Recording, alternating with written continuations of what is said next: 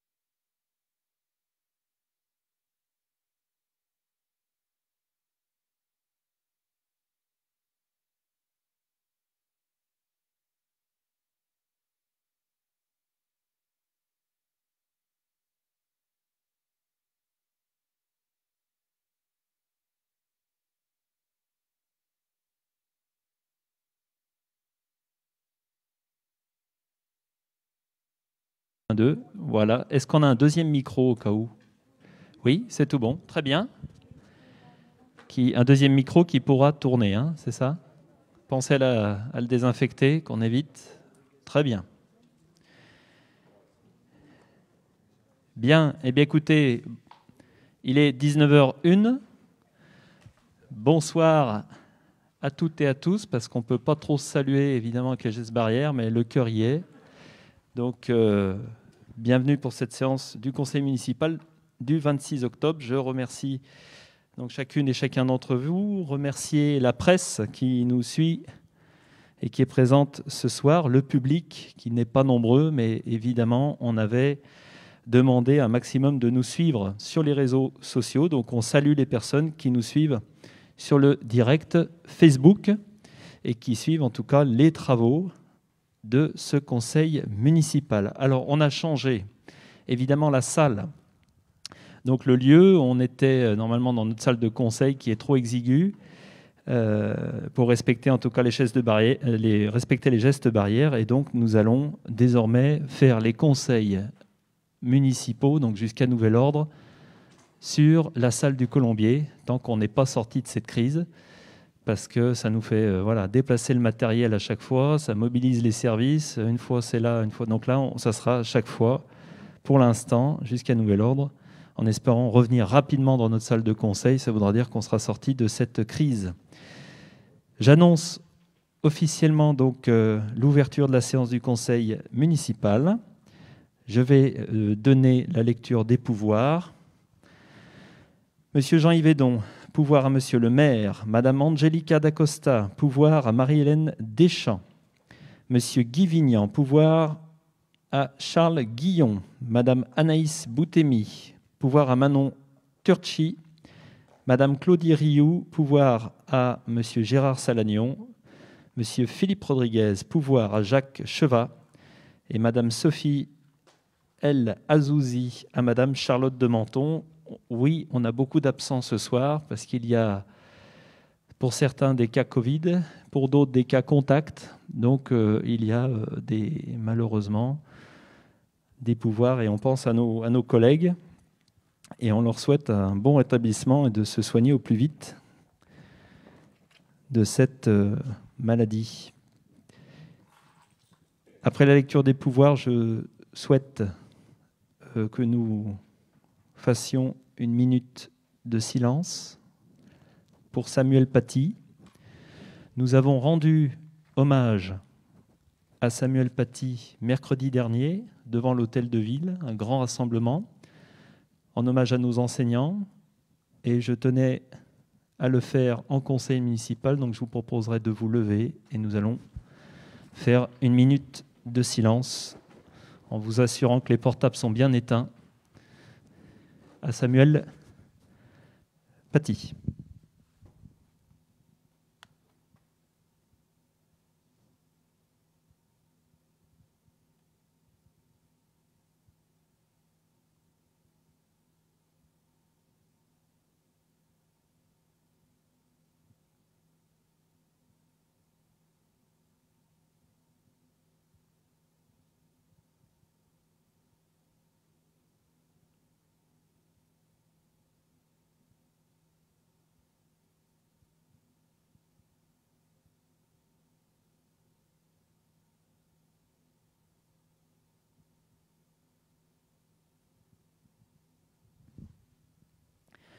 Je vous remercie.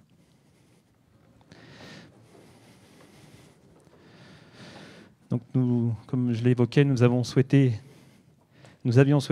faire cet hommage publiquement et on avait laissé la parole au corps enseignant et nous tenons à le faire ce soir avec le groupe minoritaire qui souhaitait prendre la parole pour certainement rendre hommage également à Samuel Paty. Je laisse donc la parole à Monsieur Salagnon.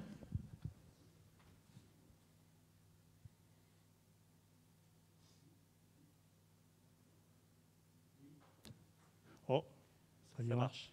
Ah ben ça y est, c'est parti. Merci.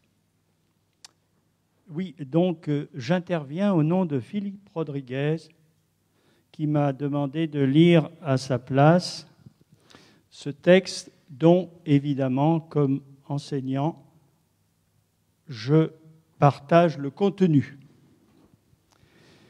C'est avec une grande émotion que je prends la parole devant vous et je remercie Monsieur le maire de m'avoir proposé de parler ce soir.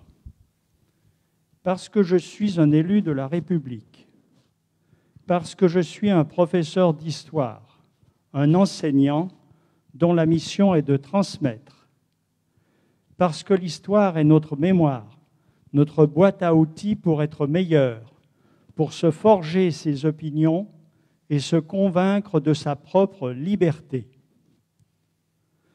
J'ai enseigné en collège, en lycée, à Belay et ailleurs. Et je n'oublie pas les mots de mon professeur à la Sorbonne, l'université commence à l'école maternelle. Aujourd'hui, j'enseigne à de futurs professeurs. Ils sont armés des mêmes convictions que moi, que tous les citoyens français, et sont prêts à les transmettre. Pour cela, ils vont connaître la solitude du prof, ses doutes et les moqueries de beaucoup. Pourtant, ils avanceront et transmettront. Parce qu'ils savent que la dictature a toujours pour première mesure de modifier les livres d'histoire. Parce qu'ils savent que la vérité sort du débat, de l'échange d'idées, et qu'il ne faut pas avoir peur de la caricature. Je terminerai par une citation de Voltaire que je fais mienne depuis longtemps. « Je ne suis pas d'accord avec ce que vous dites, mais je me battrai pour que vous puissiez le dire. Adieu à notre collègue. » Je vous remercie. Merci, M. Salagnon, pour cet hommage à Samuel Paty. Évidemment, on a pensé à Philippe Rodriguez, qui est à la fois enseignant et qui enseigne aussi la même spécialité. Et j'espère qu'on n'aura plus à faire ces minutes de silence qui commencent à être bien trop nombreuses. Nomination d'un secrétaire de séance. Nous avons nommé Manon Turchi en tant que secrétaire de séance. Nous allons valider les procès-verbaux précédents. Est-ce qu'il Il y a des remarques particulières par rapport à ces PV? Pas de remarques? Donc approuvé à l'unanimité pour ces PV. On va passer à l'information du maire. Comme d'habitude, en début de conseil, je souhaite vous informer. Alors le premier point, malheureusement, ça sera de faire un point sur la crise sanitaire avec ces nouvelles mesures, notamment le couvre-feu. Et je tenais à vous donner un extrait du communiqué de presse des établissements publics et privés du territoire Savoie-Belay, des établissements hospitaliers. Parce que je pense qu'il est temps d'un peu de rappeler la situation sanitaire. Parce que j'entends beaucoup de personnes évoquer un peu la théorie du complot avec tout ça. Il y a des réalités de terrain et la réalité, elle se fait avec nos professionnels de santé qui font un travail remarquable, qui sont mobilisés depuis plusieurs mois sur ce sujet. Et je pense qu'on leur apporte tout notre soutien. Donc ce communiqué évoque qu'en lien avec l'ARS, l'Agence régionale de santé, l'ensemble des établissements de santé publics et privés du territoire de santé Savoie-Belay ont déclenché le plan blanc le 20 octobre à 14h. Ce dispositif de crise, déjà déclenché à l'échelle nationale au printemps dernier, vise à mobiliser immédiatement les moyens de toute nature pour faire face à un afflux de patients ou à une situation sanitaire exceptionnelle. Cela signifie que tous les hôpitaux publics et cliniques privées sont amenés à prendre en charge des patients Covid afin de fluidifier les filières de prise en charge. Les mesures suivantes seront prises: réactivation de la cellule de crise pour suivre la situation au plus près et adapter les prises en charge, augmentation, et ce point est important, augmentation des capacités du service de réanimation du CHMS, le seul de cette nature sur le territoire, de 20 lits à potentiellement 36 lits. Plan de déprogrammation graduée et ciblée des activités chirurgicales pour pouvoir libérer des capacités de soins en réanimation. Ce service nécessitant des compétences spécifiques disponibles dans les blocs opératoires, seules les activités de chirurgie non urgentes et n'entraînant pas de perte de chance pour les patients seront déprogrammées. La chirurgie du cancer et la chirurgie ambulatoire ne sont pas impactées par les déprogrammations. Autre point, réorganisation des services pour faire face aux difficultés de personnel, en EHPAD notamment. Rappel de personnel si nécessaire. Restriction des visites dans les services hospitaliers comme en EHPAD et SSR. Ces mesures seront adaptées à la situation de chaque établissement. Voilà, déclenchement du plan blanc, c'est une réalité. Donc c'est pour ça que j'attire vraiment l'attention des uns et des autres. Respecter les gestes barrières, puisque les personnes qui sont impactées directement aujourd'hui, c'est ces services de santé. Et vous voyez que les moyens ne sont pas toujours grandement au rendez-vous en termes de nombre de lits. Et ils sont tout de suite impactés. Ils le sont très clairement aujourd'hui avec des patients